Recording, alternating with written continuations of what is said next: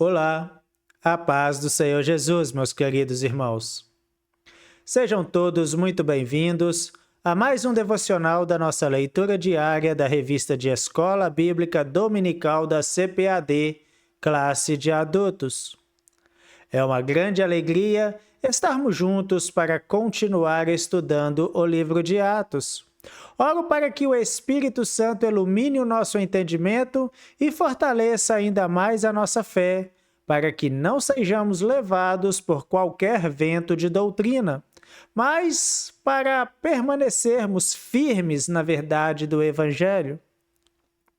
Antes de iniciarmos o nosso estudo, quero agradecer a todos os irmãos que acompanham diariamente esses devocionais.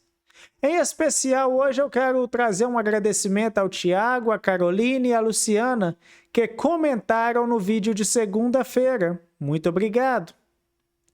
Deus tem sido maravilhoso conosco, meus irmãos.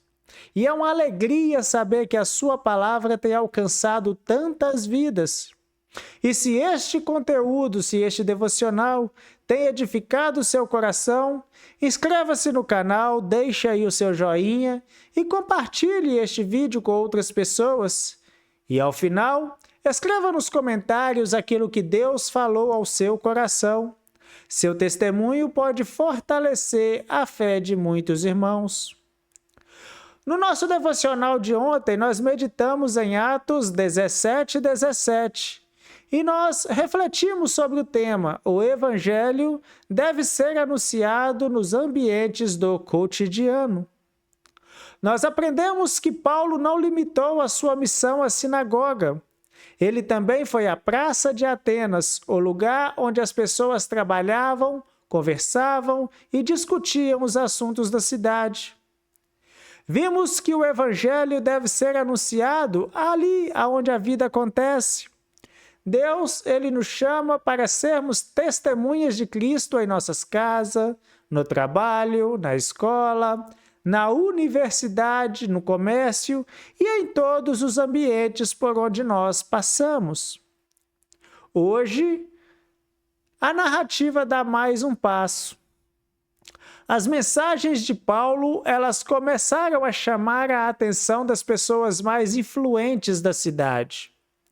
Entre os que ouviram, estavam homens conhecidos por sua inteligência, por seus estudos e por suas escolas filosóficas. Eles tinham resposta para quase todas as perguntas da existência humana, discutiam a origem da vida, refletiam sobre a felicidade, debatiam ética, política, moral e comportamento. Entretanto, apesar de todo aquele conhecimento, ainda não conheciam o Salvador. Isso nos ensina uma verdade que continua extremamente atual. O conhecimento humano é uma grande bênção quando usado corretamente. A ciência, a pesquisa e o estudo são presentes de Deus para o desenvolvimento da humanidade. Mas existe uma pergunta que nenhuma filosofia consegue responder plenamente sem a revelação divina. Como o homem pode se reconciliar com Deus? E é justamente neste ponto que o Evangelho entra em cena. Ele não veio destruir o verdadeiro conhecimento, veio iluminar aquilo que a sabedoria humana, sozinha, jamais conseguiria alcançar. O apóstolo Paulo escreveria mais tarde em 1 Coríntios capítulo 8, versículo 1, porque a ciência incha, mas o amor edifica. Ele não está aqui neste versículo condenando o conhecimento, claro que não. Está advertindo que o conhecimento, quando separado da humildade diante de Deus, pode produzir orgulho em vez de transformação. Foi exatamente isso que o apóstolo Paulo encontrou em Atenas, uma cidade cheia de homens brilhantes, mas espiritualmente perdida. Essa realidade não é muito diferente da nossa, meus irmãos. Vivemos em uma época em que o conhecimento cresce numa velocidade impressionante. A tecnologia avança todos os dias. Novas descobertas surgem constantemente. Mas, ao mesmo tempo, cresce também o número das pessoas que acreditam que Deus não é necessário. Alguns afirmam que a fé é ultrapassada. Outros dizem que a ressurreição de Cristo é apenas uma lenda. Há quem tente explicar toda a existência humana sem considerar o Criador. Por isso, o estudo de hoje ele é tão importante. Ele nos mostrará que a fé não teme perguntas, também não foge do diálogo, mas permanece firme, porque está fundamentada em um acontecimento real da história, a ressurreição do nosso Senhor Jesus Cristo. Mas antes de nós continuarmos, vamos colocar o nosso coração diante do Senhor em oração. Oremos ao nosso Deus. Senhor nosso Deus e nosso Pai, nós te agradecemos por mais esse dia e por mais esta oportunidade de estudar a Tua Palavra. Obrigado porque o Senhor nos deu uma fé firmada, não em ideias humanas, mas na verdade do Evangelho de Cristo. Pedimos que o Teu Espírito Santo fortaleça nossa confiança na ressurreição do Senhor Jesus e nos conceda sabedoria para responder com mansidão e firmeza àqueles que questionarem a nossa esperança. Guarda-nos do orgulho intelectual e também da ignorância espiritual. Que a nossa mente seja iluminada pela Tua Palavra e o nosso coração permaneça completamente rendido ao Senhor. Em nome de Jesus. Amém. Glórias a Deus. Amados irmãos, agora vamos à leitura da Palavra de Deus, que está registrada em Atos, capítulo 17, versículo 18. Diz assim: E alguns dos filósofos epicureus e estoicos contendiam com ele, e uns dizia: Que quer dizer esse paroleiro? E outros: Parece que é pregador de deuses estranhos, porque lhes anunciava Jesus e a ressurreição. Glória a Deus. Meus queridos irmãos, minhas queridas irmãs, este versículo marca um momento muito importante da viagem missionária de Paulo. Até aqui, ele vinha conversando com as pessoas nas sinagogas e nas praças. Agora, sua mensagem desperta o interesse e também a resistência dos principais pensadores de Atenas. Lucas menciona dois grupos específicos aqui: os epicureus e os estoicos. Quem eram esses homens? Eles não eram sacerdotes, também não eram governadores, eles eram filósofos. Pessoas que dedicavam a vida a compreender o sentido da existência. Os epicureus, eles acreditavam que os deuses, se existissem, não interferiam na vida das pessoas. Para muitos deles, o objetivo da vida era buscar a tranquilidade e evitar o sofrimento. Já os estoicos, eles valorizavam a disciplina, o autocontrole e a razão acima de tudo. Embora essas escolas fossem muito diferentes entre si, ambas tinham algo em comum. Nenhuma delas conhecia a esperança da ressurreição anunciada por Cristo. E foi exatamente esta mensagem que chamou a atenção. Lucas afirma que Paulo lhes anunciava a Jesus e a ressurreição. Não era apenas uma nova teoria, não era mais uma filosofia, era o anúncio de um Salvador que morreu pelos pecadores e ressuscitou ao terceiro dia. Essa mensagem mudaria completamente o rumo daquela conversa. Mas o que exatamente significava anunciar a ressurreição em um ambiente dominado pela filosofia humana? Os epicureus e os estoicos eram homens respeitados, estudiosos e influentes. Cada grupo possuía sua maneira de explicar a vida, a felicidade e o destino da humanidade. No entanto, quando ouviram Paulo anunciar Jesus Cristo e a ressurreição, perceberam que estava diante de algo completamente diferente. O Evangelho não era apenas mais uma filosofia para ser debatida, era uma notícia. Aliás, essa é a própria essência da palavra Evangelho. Ela significa boas novas. Não se trata de uma teoria criada por homens. Não é um conjunto de ideias desenvolvido por algum pensador. É o anúncio de um fato histórico. Jesus Cristo veio ao mundo, morreu pelos nossos pecados, foi sepultado e ressuscitou ao terceiro dia. Essa é a base da nossa fé. Por isso, Paulo escreveu aos Coríntios, lá em 1 Coríntios 15, versículo 3 e 4. Porque primeiramente vos entreguei o que também recebi, que Cristo morreu por nossos pecados, segundo as Escrituras, e que foi sepultado e que ressuscitou ao terceiro dia, segundo as Escrituras. Percebam que Paulo não apresenta uma opinião, ele anuncia um acontecimento. É exatamente por isso que a ressurreição ocupa um lugar central no cristianismo. Se Cristo apenas tivesse morrido, seria lembrado como mais um grande mestre da história. Mas ele venceu a morte, saiu vivo do sepulcro. E essa vitória mudou completamente o destino daqueles que creem nele. O próprio apóstolo Paulo declara em 1 Coríntios 15, 17: E se Cristo não ressuscitou, é vã a vossa fé, e ainda permaneceis nos vossos pecados. Observe a força dessa afirmação.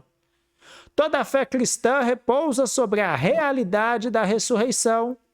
Não seguimos um líder morto, servimos a um Salvador vivo. Foi isso que aqueles filósofos tiveram dificuldades para compreender.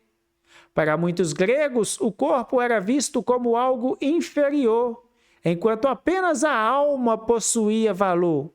Por isso, falar sobre uma ressurreição corporal parecia estranho para os seus ouvidos.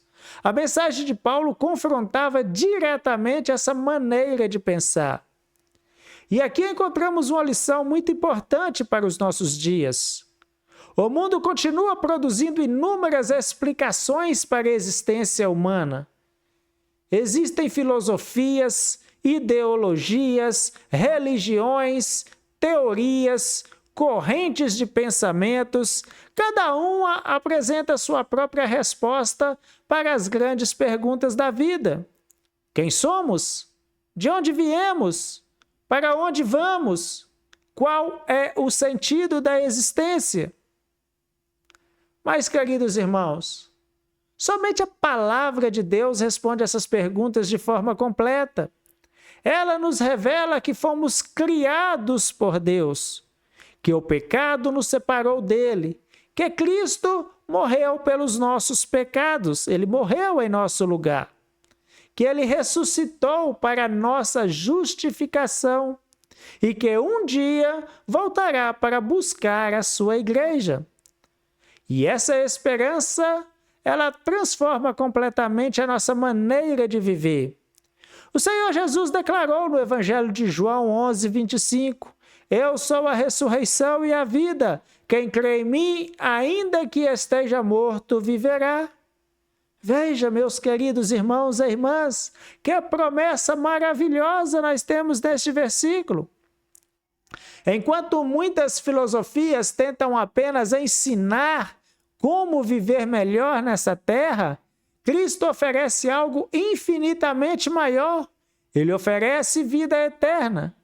É por isso que o Evangelho continua sendo atual. As perguntas do coração humano mudaram muito pouco ao longo da história. As tecnologias mudaram, as cidades cresceram, a ciência avançou, mas o ser humano continua enfrentando o problema do pecado. Continua vivendo com a dor, continua diante da realidade da morte e continua precisando de esperança. Somente Jesus responde plenamente a essa necessidade. Há outro detalhe interessante em Atos 17, 18. Alguns chamaram Paulo de paroleiro. Essa palavra era usada de forma pejorativa.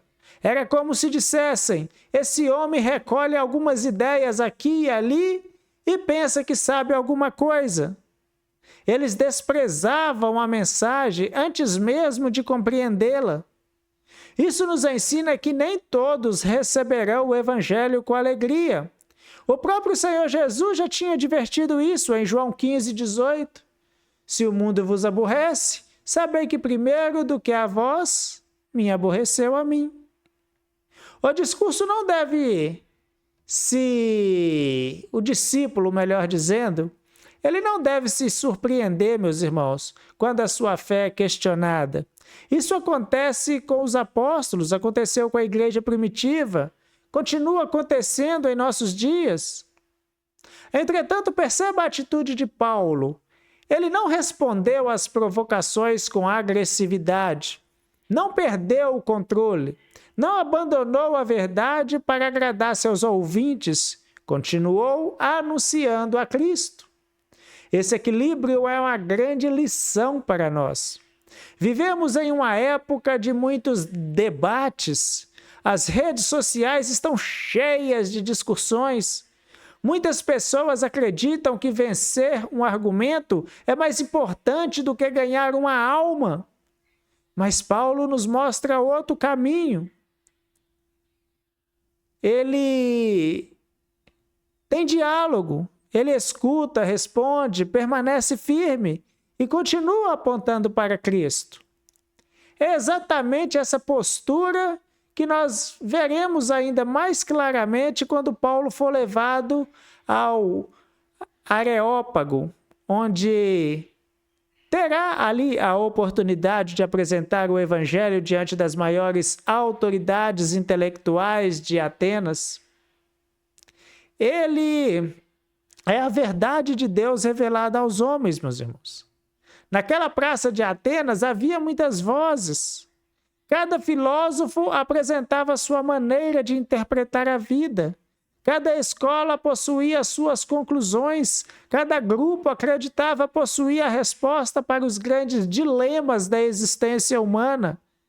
Mas somente Paulo anunciava um Salvador vivo.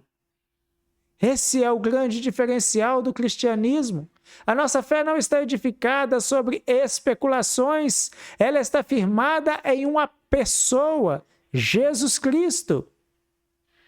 E não apenas em sua vida e em seus ensinamentos, mas também em sua morte e em sua gloriosa ressurreição. Quando Paulo anunciava a ressurreição, ele estava declarando que a morte não teve a última palavra, que o pecado foi vencido, que Satanás foi derrotado, que existe esperança para todo aquele que crê.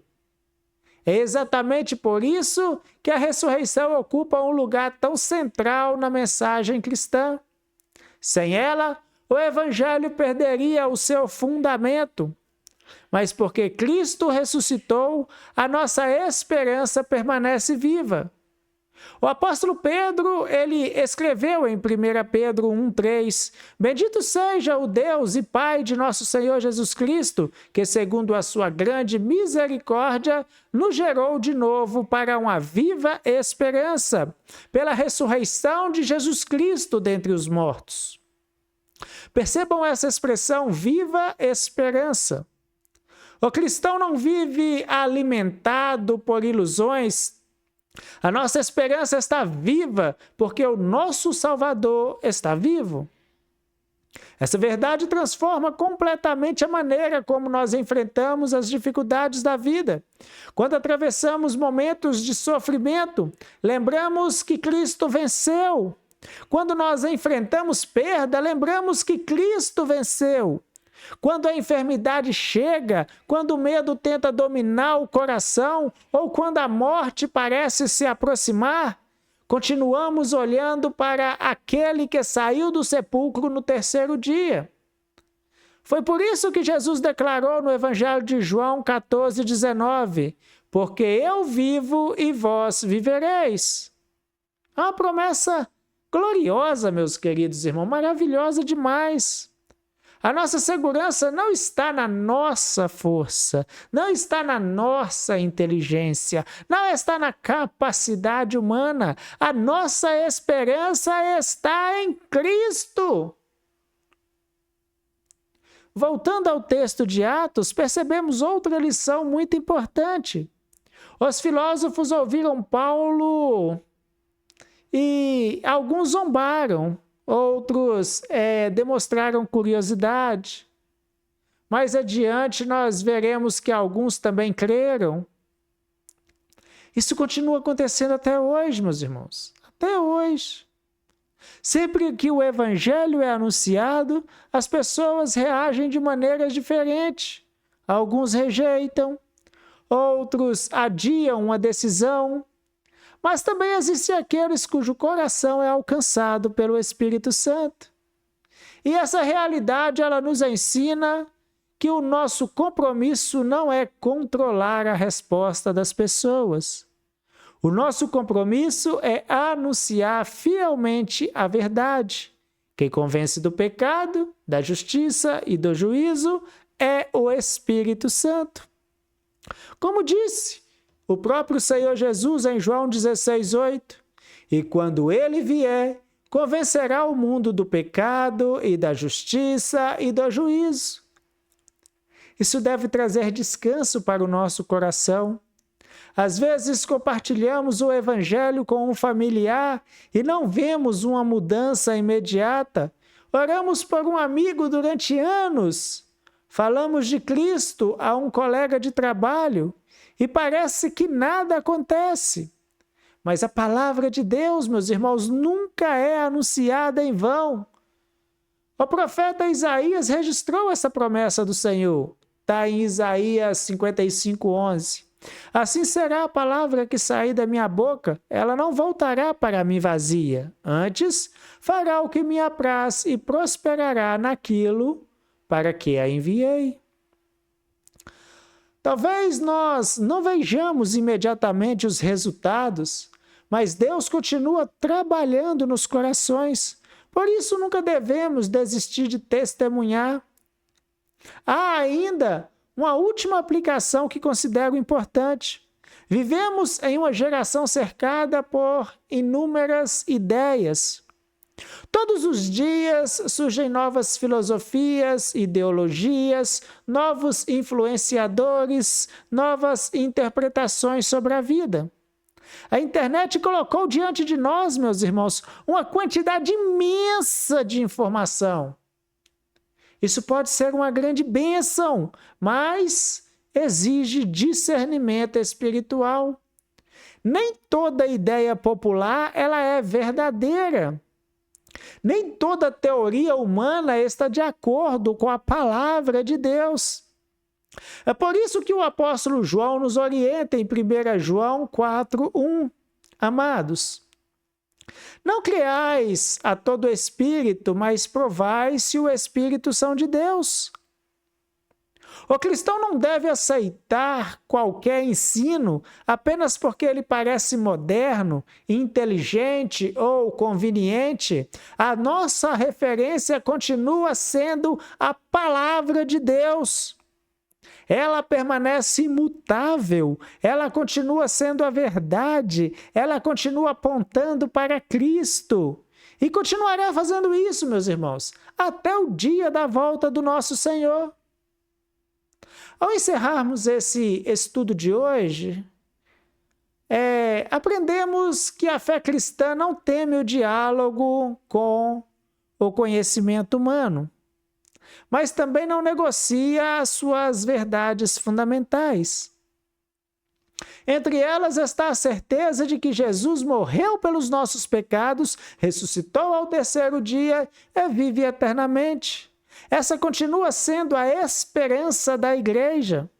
Essa continua sendo a mensagem que transforma vidas. E essa continua sendo a verdade que devemos anunciar com amor, coragem e fidelidade. Meus queridos irmãos, minhas queridas irmãs, no devocional de amanhã, se Deus permitir, é claro, continuaremos a nossa caminhada pela lição de número 5. Iremos meditar em Atos capítulo 17, versículo 22 e 23, com o tema: A sabedoria espiritual discerne pontes culturais. Veremos Paulo diante do Areópago, palavrinha difícil, irmãos, iniciando um dos discursos mais extraordinários do Novo Testamento. Em vez de começar atacando seus ouvintes, o apóstolo Paulo ele identificará um altar dedicado ao Deus desconhecido e com muita sabedoria utilizará esse elemento da cultura ateniense como uma ponte para apresentar o Deus verdadeiro revelado em Jesus Cristo. Nós aprenderemos que é possível dialogar com a cultura sem abrir mão da verdade do Evangelho. Será um estudo muito edificante, eu espero os irmãos aqui amanhã. Vamos orar mais uma vez. Senhor nosso Deus e nosso Pai, nós te agradecemos porque a nossa fé está afirmada em Jesus Cristo, que morreu pelos nossos pecados e ressuscitou para a nossa justificação. Obrigado porque a nossa esperança não depende de ideias deste mundo, mas da Tua palavra, que permanece para sempre. Dai-nos discernimento para vivermos em meio a tantas vozes e filosofias, sem nos afastarmos da verdade do Evangelho. Fortalece a nossa confiança na ressurreição de Cristo e ajuda-nos a responder com amor, sabedoria e firmeza àqueles que nos perguntarem a razão da esperança que há em nós. Guarda o nosso coração de todo engano e faz-nos crescer no conhecimento da Tua palavra. Abençoa, papai querido, cada irmão e cada irmã que participou deste devocional. Fortalece os enfermos, consola os aflitos, salva aqueles que ainda não te conhecem e usa a nossa vida, papaizinho querido, para proclamar que Jesus Cristo vive e reina para todo o sempre. Oramos em nome do Senhor Jesus. Amém. Glórias a Deus. Queridos irmãos, muito obrigado por caminharem comigo em mais este devocional. Que o Senhor fortaleça a sua fé e faça do seu coração um lugar onde a verdade do Evangelho permaneça firme, mesmo em meio a muitas ideias deste mundo. Um forte abraço, fique na paz do Senhor Jesus e até o nosso próximo devocional, se Deus assim nos permitir.